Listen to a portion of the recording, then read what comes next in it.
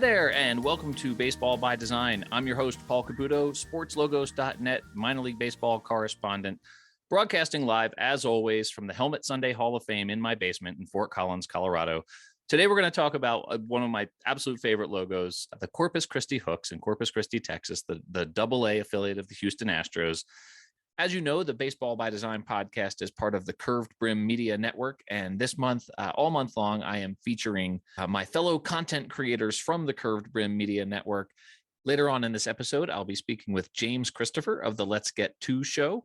He is a big fan of the Houston Astros and, of course, their minor league affiliates, and so therefore the Corpus Christi Hooks. But in particular, he's a fan of the Blue Ghosts alternate identity. So we will speak to James about that. I will also, of course, be speaking with Dan Simon, who created the Corpus Christi Hooks logo. And I'm very pleased to be joined first by Reid Ryan, who is the CEO of Ryan Sanders Baseball and the former president of the Houston Astros. So, Reid, thanks so much for joining me. Hey, Paul, thanks for having me on the show today, man. Well, it's absolutely my pleasure. This is, one of my favorite things about this story of the Corpus Christi Hooks that I have told a number of times is, I've spoken with Dan Simon many times on this podcast, but when I wrote this article for sportslogos.net back in 2016, he sent me an image that you had faxed to him of a couple of little hooks, the quintessential like paper napkin, like a doodle on a napkin. Like, this is what I'm thinking about this logo. Do you remember doing that drawing? Oh, yeah, of course. I knew exactly what I wanted when we went into the design of the hooks, but obviously didn't have the artistic skill, and knew Dan and sent it to him, and he delivered a home run, and really what's become an iconic logo across the country. You see every little league, community that has a team, somebody has a Hooks team in their town. And so it's been really cool to see that. Sure. Well, and so we'll back up a little bit. I wanted to just sort of get that in right away, just because that's one of my favorite little details. And I'll post this when this episode drops. I'll make sure that I get that image out there in the world with your permission, of course. Yeah. No judging on my lack of artistic ability. Okay. Well, hey, it was as you say, it was the start of a terrific brand here. So, but just to back up a little bit, your group, you were essential in the founding of the Hooks. So can you just sort of talk about when you went into creating this brand, what it was you were trying to accomplish for the community of Corpus Christi? Yeah. So the Corpus Christi Hooks were the second team that I founded and created a logo for. And the first team, the Round Rock Express, was named after my dad. We had to name the team contest. And so there was a lot of, trying to tie that logo to him and his image. And it wasn't what I'd consider like kid friendly and fun. And I had watched the Lansing Lugnuts and some of the other teams that were sort of out at that time. This is early 2000s. And I knew I really wanted to do something that kids and families could kind of sink their teeth into, and that we would have a shot to, be a bigger part of that minor league baseball, little league, kind of uniform branding program. And I had done a lot of fishing on the coast. We were coming up with an identity for Corpus Christi. Obviously, the town has a lot of words in a two-name town. And so we wanted something short to put on the jersey. And I like the connotation of fishing, but yet a curveball with hooks. It kind of had a double meaning. And I said, hey, I want to take this hook that's called a kale hook, not your traditional kind of straight hook. It's one that's specifically used for fishing on the coast. And I want to create that into like this little angry badass, hook who's like, full of fight in him. And that's what I want to represent this club. And, sent it off to Dan, and he delivered. And, it's been very iconic ever since. You mentioned, obviously, I was going to ask you about this. You mentioned your father, Nolan Ryan, and the Round Rock Express being named for his fastball. Their legend has it that one of the entendres, double, triple entendres for this Corpus Christi Hooks name is that it was named for your dad's curveball as well. Is there any truth to that? There isn't. We just like the fact that it had double meaning from both the coastal theme and the baseball theme. But I wish I would have thought of that sooner, because that would have given it more legs. So Where were you back in '05, my man? Well, I have to say it wasn't actually an original thought from me. I think that came originally from your designer, Dan Simon. So it may have been that Dan actually was thinking that while he was creating the logo without you guys knowing that. That's great. Well, and it's funny because I've been telling people for a long time there are two teams named for Nolan Ryan pitches. So I guess I have to stop saying that now that I'm hearing from you that that's not the case. Well, you know what? It was for a curveball. Why can't it be for his curveball? So his curveball. That's true. That's right. So okay, good. So I can keep telling people that then. Yes, please do. So Corpus Christi had a pretty significant baseball history prior to the Hooks being there. When this team came in with its sort of not overly cartoony, right? Like it's not too cartoony, but definitely the character of Rusty Hook is probably a little more cartoonish than some of the previous teams they had. What was the reaction like in the community to the new team name? At first, I don't think people really liked it, because they didn't have the vision of what I had, and that's one of the issues when you name a team. With the Express, we had a wide open contest where we had sort of 4 names that we could live with, and then we let the fans pick. And that was good, but it really kind of shoehorns you into certain identities and you actually lose sort of the creative process. So with the Hooks, we had a name the team contest where we took suggestions, and it was great. And there were a lot of, South Texas ranching themes. There were a lot of military themes. There were a lot of coastal themes. And then at the end of the day, I just said, look, none of these are better than this vision that I have in my head of creating the uniforms that say Hooks and the double, which I actually like. Dan crushed it with the CC, which is actually 2 of those kale hooks that come together to form sort of, the road hat. And I just had this vision because having done Round Rock, when you have 2 letters that are the same, sometimes it can be really limiting in your style and how you go about, interlocking those if they don't flow real well. And so I just love sort of the CC, the double meaning with the hooks on the hat, and then obviously the one for the kids, the Rusty the Hook, kind of the fighting little hook. And we knew it would grow because Corpus Christi is a mouthful and the Hooks is not. And it's really, it's grown on people and they love it. And there's a tremendous amount of pride for this organization and that community. Yeah, absolutely.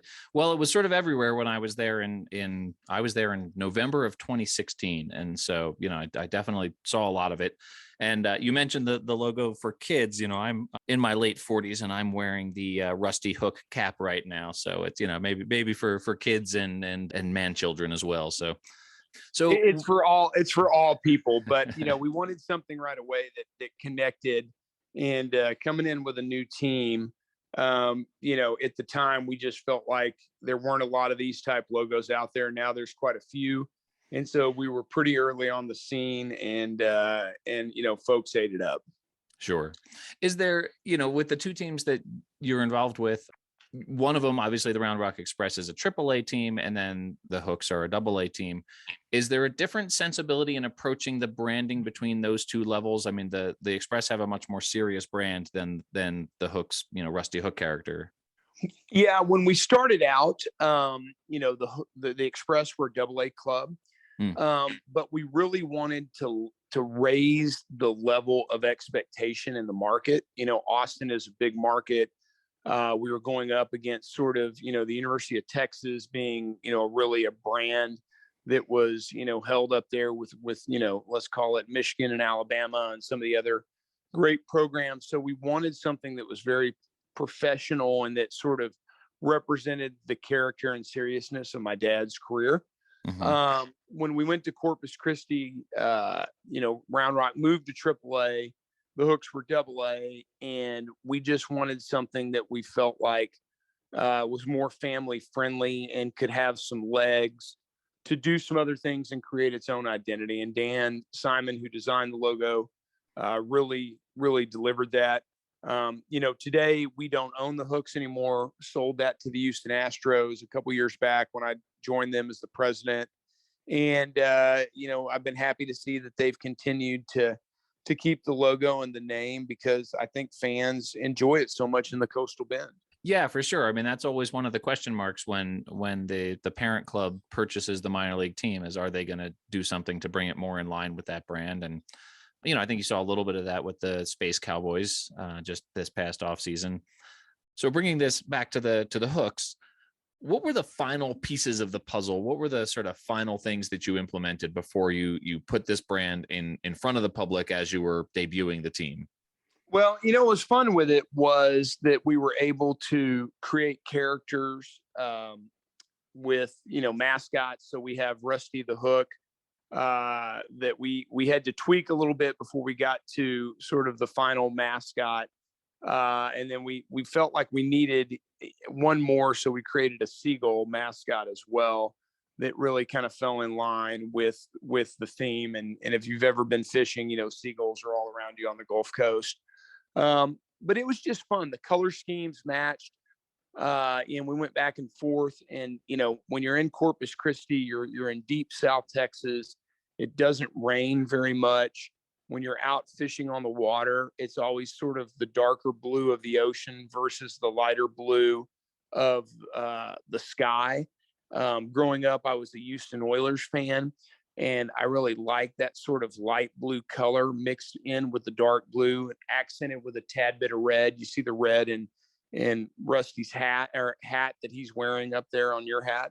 Mm-hmm. And so, we were able to really tie in those colors.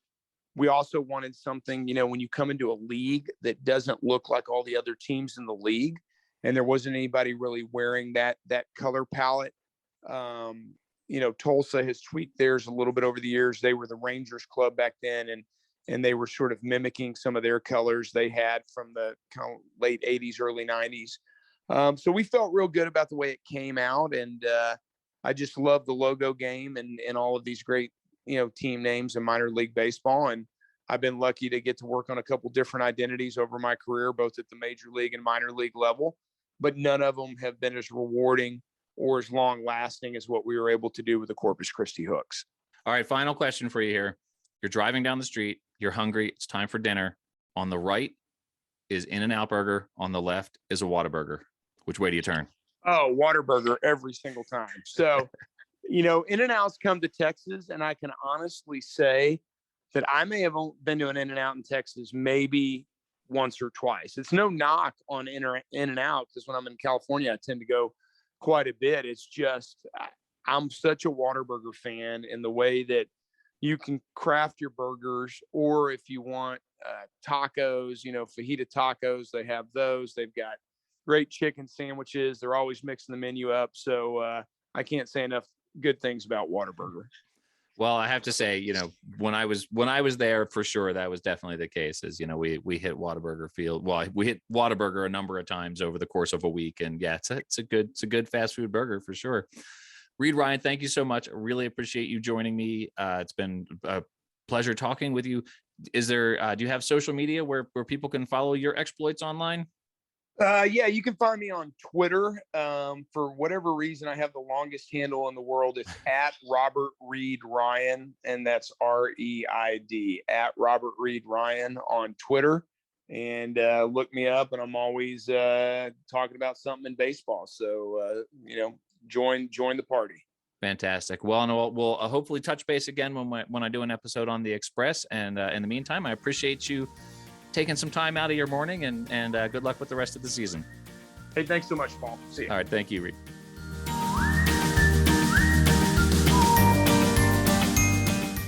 All right, everyone. Welcome back.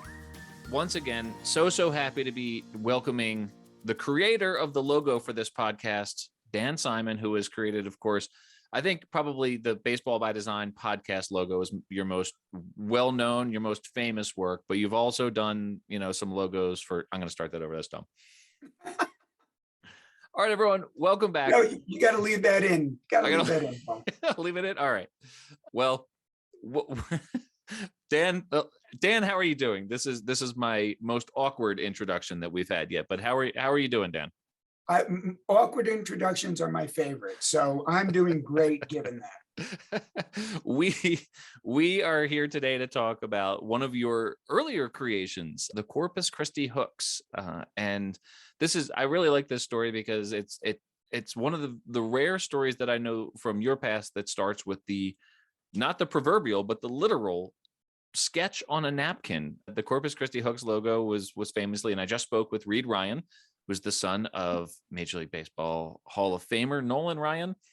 I just spoke with Reid about the sketch that he created and sent to you of Rusty Hook, the character, to create the Corpus Christi Hooks logo. Can you tell me just sort of about the story of how that happened, how Reid Ryan's napkin sketch turned into Rusty Hook and the Corpus Christi's Hooks brand? Well, yeah, that identity was developed in a different day and age. That was done in 2004. That's 18 years ago. And I remember that day specifically. I hooked my buckboard up to my horse and rode it into my office. And that's, now speaking of awkward, that's just my awkward way of trying to get across how long ago this was. Developing baseball brand identities was different than back then than it is now. First of all, brand identity systems were not as extensive as they are now, with multiple secondary logos, fully fleshed out brand style guides. Back then, to a large degree, you would have one cap logo, you would have a home and a road uniform, and a primary logo. And that was pretty much it. Today it's very different. So, and also the amount of research that goes into a brand identity development project today wasn't really the type of thing we did back then. Maybe it's because the brand identity systems that were developed as part of these projects were not as extensive. And so when it came to this project, I got a call from Reid Ryan, and he was describing what they wanted in the logo, and it was an anthropomorphized hook. I believe I've used the word anthropomorphized before on this podcast. For those who may not have heard that episode or those episodes in which I've mentioned that, it's giving human characteristics to inanimate objects or animals. And in this case, I don't know that an object gets any more inanimate than a fish hook. Dan, can I interject real quick that my running buddy Chris actually has brought up the word anthropomorphized. He says that's a word that he has become familiar with because of this podcast. So I'm glad you brought it up, and I'm glad you defined it, because it's definitely an important word in the context of this podcast. And to mankind as a whole. So so Reid actually, really the first conversation was that simple. Look, we want to anthropomorphize. I don't think he used that word. He might have just said, we want to turn a hook into a character. Now, for those people who were wondering, okay, why a hook? Let's back up a little bit. As you mentioned, Reid Ryan is Nolan Ryan's son, one of the greatest pitchers in the history of baseball, who was known for his blazing fastball. But he also had a wicked curveball to go with that, which made his fastball that much more dangerous, because you never know when he was going to drop in the hook, which is baseball slang for a curveball. So, but also Corpus Christi is located in South Texas, on the water, the Gulf of Mexico. So fishing is a very popular recreational sport there. So you had the tie-in to the location, and you had the owner of the team, and thus the name Hooks. So that's where the name comes from. And there's already a team named for his fastball, the Round Rock Express. Right. He was known as, or his fastball was known as the Ryan Express. So Right. that's that name. And now they were adding the hooks to the family ownership group. Mhm. And so Reid said, when he said we're looking to create a hook character, he says, I've even got a sketch of it. Now, I don't know who sketched it, whether it was Nolan himself Oh, or whether it was Reid. Do tell. are you asking me, do tell? Well, yeah. If you've spoken with Reid, did he happen to mention it? So Reid says that was his sketch. Yeah, I asked him whose sketch that was, and he said that was his sketch. Okay, now I actually have it up here on my screen. I've got that, and I'm looking at it, and it is as simple of a sketch, but it got the point across. It's a fish hook with a baseball cap on. There's actually, I don't know if I remember sending this to you back when you did your story behind the nickname post on sportslogos.net about it. And I don't remember if I just sent you, there's two hooks on it. Yep. One has the baseball cap forward, one has the baseball cap backwards. One's but otherwise he's got the baseball cap backwards and he's smiling. He's kind of the Ken Griffey Jr. character. And then, well, they kind of both have the baseball cap backward. It's just sort of facing two different directions. Right, one's facing left, one's facing right. I'll post this on Twitter and on Instagram when this episode comes out, because it's a sort of a happy hook and an angry hook, and so it's kind of like what you did with the sock puppets with cool guy and stirrup guy, right? Like it's two. Well, anyway, the napkin sketch is. So we'll again, it's the one frustration of this being an audio medium and talking about logos, right? But yeah, the Reid Ryan hook sketch, I'll definitely get there out there in the world. I do want to give credit where credit's due. First of all, obviously credit to Reid for his wonderful sketch here. It was the sketch that begat the identity. I also want to give credit to Kevin Bright. Kevin still is, but at the time he had been, well, prior to the development of this identity, he had been the designer under me when I worked for the Los Angeles Dodgers. I don't know if we've ever mentioned this in one of our previous episodes of Baseball by Design, but I was the first in-house creative person for a professional sports team. From 1996 through 2001, I worked in that capacity for the Los Angeles Dodgers. And I guess Kevin would have been the second in-house creative person for a professional sports team. We started at the same time, but he was not a designer when he first started. He then started working under me and became a designer. And it's kind of a complicated thing, story for another day. But anyway, when Reid sent me that sketch, I contacted Kevin and I said, this is what we're looking to do with this. We're looking to turn this into a character. Let me see what you can do with it. And he sent me some more worked out sketches. The sketch is literally the stick figure of fishhook sketches that Reid provided. So we needed something more fleshed out. That's what Kevin gave me. And then given those, I then reworked that into the artwork that was and still is to this day the main logo for the Corpus Christi Hooks. Well, and one of the things that you and Kevin did, and we have never talked about your Dodgers days, by the way. We reference it obliquely in the Sports Logos article that you worked for the Dodgers, but we've never actually talked about it. But one of the things that you did was the Reid Ryan sketch looks like a couple of J's, and you and Kevin turned them around so that the hook forms the letter C, so that when there's two of them together, of course, CC stands for Corpus Christi. There's one version of the logo that is just the character, the anthropomorphized character, Rusty Hook, and he's holding a bat. And then there's another version of the logo that doesn't have the character in it, but has two hooks in it that form the letter C. So that was a little bit of a happy accident in terms of how those letter forms could come together to form the CC for Corpus Christi. Well, let's not call it an accident. That was that was intentional. Where now, if you think about a fish hook does make, well, if you turn it the correct way, it does make the letter J.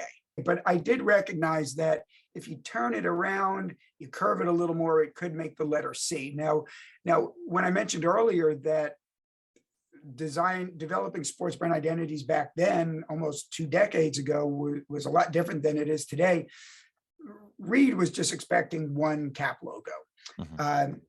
I recognize that we can make this hook into a C, and if you put two of them together, it would make CC for Corpus Christi. And I showed that to him, not instead of the anthropomorphized fishhook character, but rather in addition to. And I said, this doesn't have to be the principal cap logo. This could be an alternate cap logo, could also work on a jersey, which we ended up putting it on the road jersey as well. So now also, in addition to the fishhook making the letter C in the primary logo, which does not incorporate the character, the fishhook, the eyes of the fishhook, of two fishhooks, I should say, make the O's in the word hooks. And that is what's also used on, not just in the primary logo, but on the home jersey as the home jersey lettering. Yeah, there's all sorts of type as image that the hooks allowed for here, for sure. And then there's another jersey that has the two hooks actually as part of the script of Corpus and Christi. So those hooks obviously are everywhere. Can you talk about the navy blue and the light blue, sort of where those colors came from for the brand?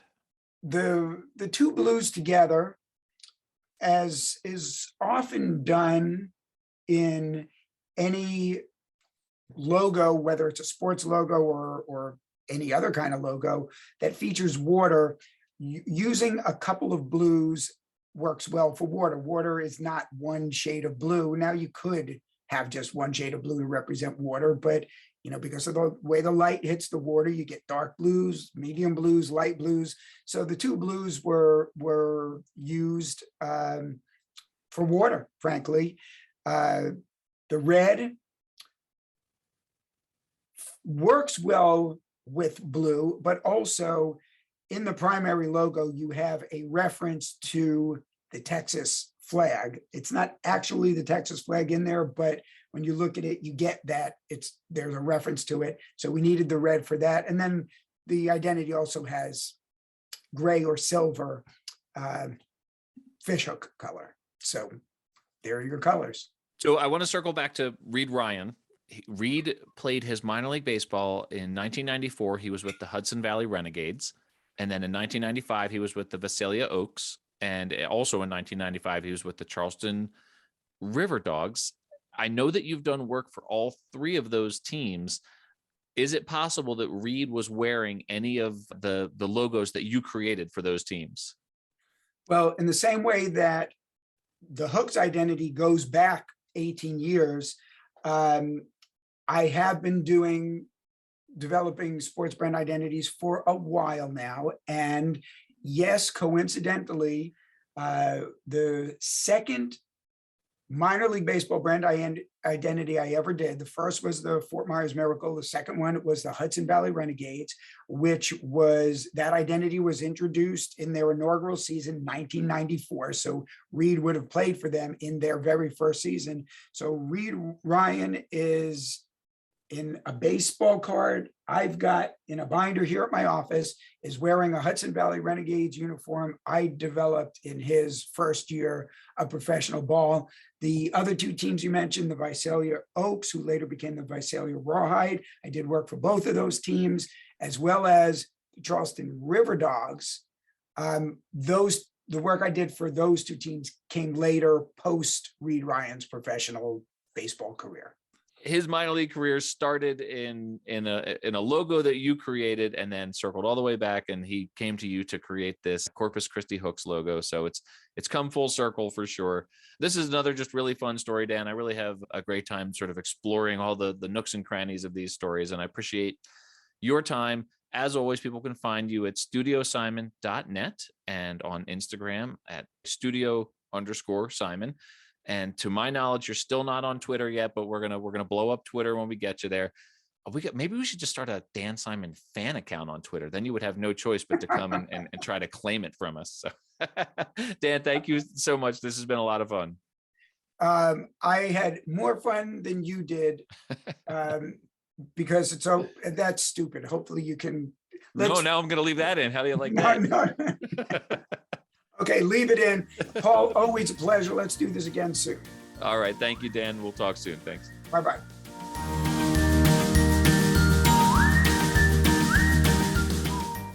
All right. Welcome back, everyone. Curved Brim Media Month continues. This is so much fun for me. I'm getting the chance this month, all month long in August. I am speaking with my fellow members, my fellow content creators from the Curved Brim Media Network, and highlighting the work that they do, but also talking to them about minor league baseball teams that are particular to them, that they have a connection to as well. So obviously today we're talking about the Corpus Christi Hooks. I am speaking with my friend, James Christopher I know James best from the Let's Get To YouTube show and podcast, but James has a whole host of media out there that he is the host and producer of. James, welcome. How are you doing? I'm very thrilled to be here. I'm doing great. I can't believe after all of this time and as I have gotten to be a regular guest on the Let's Get To show, that it's taken until now to actually have you on the Baseball by Design podcast. So thanks for coming on. I'm thrilled. I'm hard to pin down, I think. So there you go. I wish everyone could see the scene that I'm seeing right now. You are wearing your Corpus Christi honey butter chicken biscuits uniform, your jersey, and then you have the Blue Ghosts cap on. How sweet would it be if I had baseball pants on too? Like if I was legit, like wearing the uniform. Do I dare ask you to stand up? I'm not sure. I've got gym shorts on. It's 107, man. We're not fooling with anything we don't have to fool with. Too funny. Well, so can you tell? We're going to talk about Let's Get To here in a little bit, but could you just tell me what your connection to the Corpus Christi Hooks is?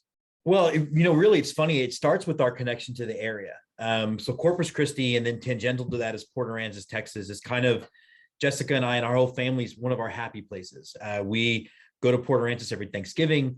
My kid who lives in Oregon brings the grandkids down once a year, and we always end up there. And so it goes back to my film career. We were shooting a movie down there called Funny Books, which is basically high fidelity, but in a comic shop. And it had been a long shoot, a grueling shoot. And we realized that about 2 months earlier, a baseball team called the Corpus Christi Hooks opened their doors. And so we just decided we had already wrapped the movie. We're taking everybody out to the ball game. So we went to the ballpark. We sat in the burn. We had about 15, 20 cast and crew. And it was one of the best times I've had at a ballpark, period. So I think the marriage of the area, that memory has kept us going back. And then when we started Let's Get To, it was just a natural fit to always have them be kind of one of the teams that we follow from year to year. Sure. Well, and so we've been talking about this brand, this Corpus Christi Hooks brand that originated with a Reid Ryan sketch on a napkin that he then faxed to Dan Simon, which then turned into a logo. We've just told that story here on the podcast. When you first discovered this team and this sort of fishing-based identity that they have, what was your first impression of sort of the overall brand of the team? Well, first of all, if those of you who follow my show know, I didn't really know minor league baseball at the time, right? Like I had been in the Army. I'd seen Bull Durham, went to the Astrodome for a couple of years, went into the Army and came back. And so I just didn't really know what this was. And I immediately thought that it looked pretty awesome. And I loved, I think at that time it was just a sort of anthropomorphic fish hook and then the sort of hooks word art that they had.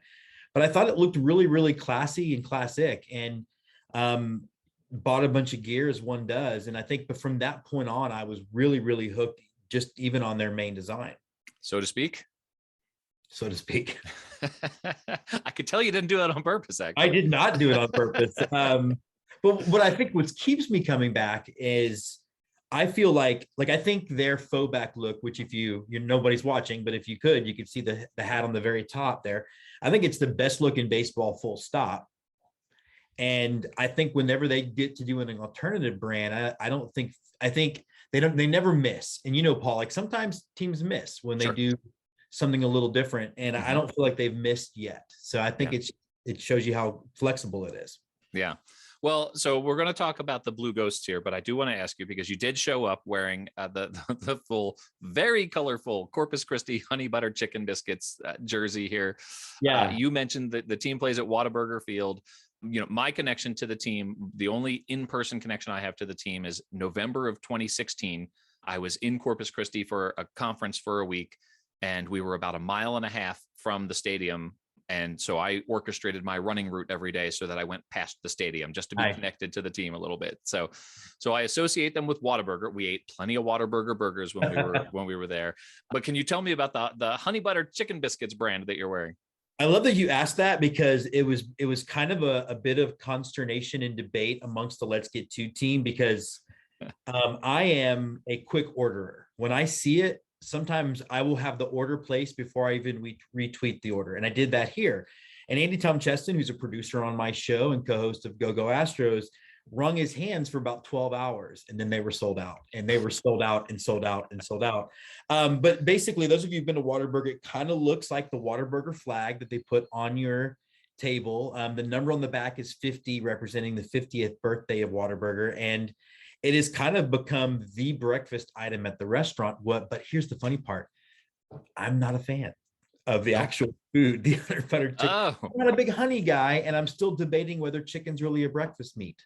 So I'm just having a hard time. That's a really good question. That's a really good point, actually. I think there's a Twitter poll in here somewhere. There's gotta be. Or this is one of your rapid fire questions at the end of your show. Is chicken a breakfast meat? Yeah. I know that chicken and waffles is a big thing, but when I go to Whataburger, I get the sausage breakfast on a bun. So there you go.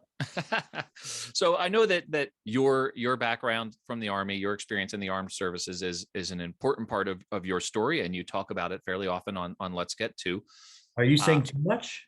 Do I talk too much about it? No, I would never say that at all. I don't say that, but I do know it's an important part of your story, and it's one of the reasons I believe that you have this connection to the Blue Ghosts alternate identity that the team has, which is created by Brandiose rather than Dan Simon, who created their primary logo. But can you talk to me about the Blue Ghosts identity that the team has?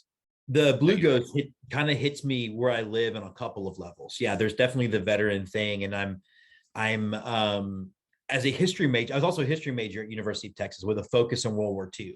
And so knowing what the Pacific was like, and knowing the sacrifice and the concept of taking this name, which was a nickname the Japanese gave the ship because they sank it once, and then it's a totally new ship, but they didn't realize that. So it was all of a sudden a ghost ship that was back. That whole combination of things really hits me where I live. And what I really love, though, is just how involved they get with the weekend. So again, it's always to recognize Memorial Day. They generally speaking start with one of the coolest events you'll ever see, which is batting practice on the deck of the actual Lexington. That's amazing. It's great. And they begin by letting servicemen at the Naval Air Station there come and take a few hacks. Now, it's always impressive to see, these guys take a few, and then you see the actual Astros AA guys, and they're just launching it 500 feet into the wind. But and then when you get to the ballpark, it looks like you're going into 1940. All the logos are like that. Some of the graphics are sort of turned black and white with that kind of burned film filter on it. There's my film side coming out. And then you also get like 1940s music playing. I mean, it's the whole environment just feels transformed and very respectful of the sacrifice that the greatest generation made. Is the Blue Ghost ship itself the one that you see right off the coast? Yes. Yeah, so it's the USS Lexington, and what you see out on the water is CV-16, which is Carrier Vehicle 16, and then I believe the first one was like CV-4 or 5, but they sank at the Battle of Coral Sea. They get a new one built for the end of the war, so a couple of years later, and then the Japanese see the USS Lexington is back, and that is where the nickname the Blue Ghost came from. Nice. Well, I remember that very distinctly, right? Because I would run along the edge of the water on my way to Whataburger Field, and I was just sort of mesmerized by the ship out there on the water. Like, it's really, if you've been to Corpus Christi, it's a really sort of amazing thing to see. You really need to get to a game, especially now, because they're building a new harbor bridge, which means the old one's going to come down. But right now, when you look through right field, it's one of the best looks in baseball because you've got the right field wall, the Lexington, and then the bridge going over it. So it adds a really interesting backdrop. That's super cool. I really very much want to get to a game down there. And so I wonder if I would have someone to hang out with if I did. I bet you would. So it is Curved Brim Media Month here, and I'm having so much fun with this, right? I'm having so much fun getting to connect with everyone in the network here. I have been a fan of the Let's Get To show for far longer than you've been involved with the Curved Brim Media Network. So obviously, I mean, that's how we were connected early on, was through your show. That's how I ended up started following you on Twitter.